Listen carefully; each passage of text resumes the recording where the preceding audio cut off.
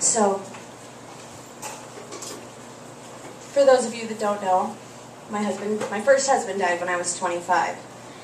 And because he died when we were in the middle of moving, thanks to the graciousness of my brother and my parents and him cleaning out his office, I didn't have to be homeless, which was really nice at the time. My family support system is kind of what took me from a really, really vacant mess and kind of allowed me the time to get back to being myself. Because for those of you that do know me, I tend to be a pretty cheerful person.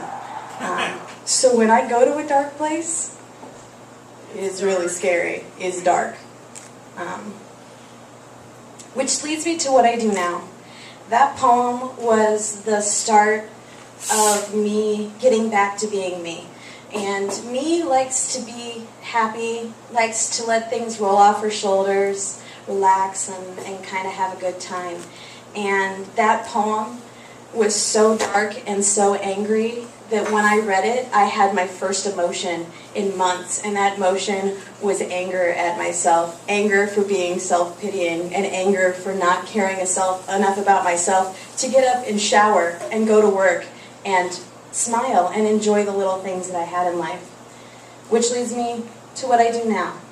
And what I do now is run the Rockford Certified Slam. And when I opened, the library came to me and they said, we have this need.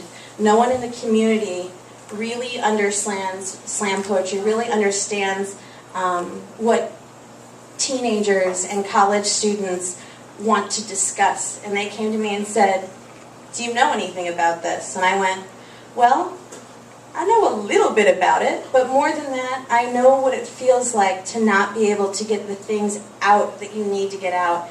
And I understand how judgmental it can be to say something that you need to say and have it thrown back at you. So we created this slam originally as a workshop, and it was to help burgeoning poets or people that thought they might want to get into poetry a chance to come and work on their writing and their stage presence, and generally just have some fun. Now, over time, the poets had asked that we certify so that they could use it to go on to bigger stages, and that was totally cool with me. So we went ahead and got certified, but first and foremost, my job always here will be, and has always been, to help those that want help. So, you know, there's one person at the library who I don't think even realizes that she needs a thank you from me, but that would be Faye, who is the assistant director of the library, who came to me and said, can you do something so teenagers have a safe place to go? So that is why this slam exists. To this day, I say during every slam and after every slam, any person who wants to come and talk to me or wants 15 minutes of my time, I am a shop owner, so if I get busy, I'm going to have to walk away for a second, but I am happy to give you any amount of my time that you want to sit and talk or go over your poetry, or just to have someone to sit with, because you need 15 minutes of someone just listening to you. And that was all created because Faye came to me one day and said, do you know anything about slam poetry? Can you make a kids event? So we've got 2 more poems I'm going to do. This next one is one that's really close to me. I've been watching this over the summer. I've been watching it happen to my niece. I've been watching it happen to my friends. I've been watching it happen to my cousins in a horrible way. And I've been watching it all over the news. So I decided to write a piece about cyberbullying. I've watched it devastate many a teenager. I've watched it take down an adult or two. So it's become a pretty big topic to me, and this piece is called, this is a piece for the people that have been victimized by it, and it's called An Open Letter to the People Who Matter About the People That Don't.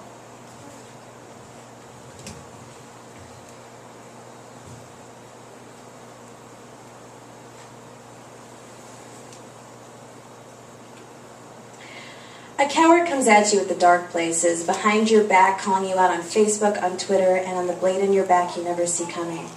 They make up lies and stories supporting the fantasy of outrage they have created to themselves to try to sell to others. Cowards are those that get irrationally angry and defensive when caught, lashing out in any way that will cause maximum hurt so they don't have to feel bad or responsible about any actions they have committed. These attacks will, of course, never be in person. Oh no, they will always be on social media, that mouthpiece cyberbully of yellow bellies, though they sell their sold stories as they peddle their hate to other people. Every person will give you a different version or reason for what you did wrong. Whichever thing will make them listen to the lies. It is the classless, petty snake that chooses this path, though they will tell you it is righteous and noble. A badass, I mean a true one, never has to say they are. You will know because they will walk directly up to you, tell you how they feel, to your face, accept the responsibility and not worry about how others hear them. See, they feel no need to attack in public forums or make something convenient to feel better about what they've done. A badass weighs out options before planning and before acting on a feeling.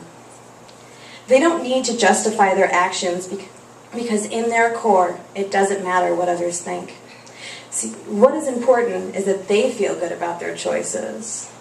At first, when you look at the coward and the badass, people tend to lean towards the fake righteous outrage.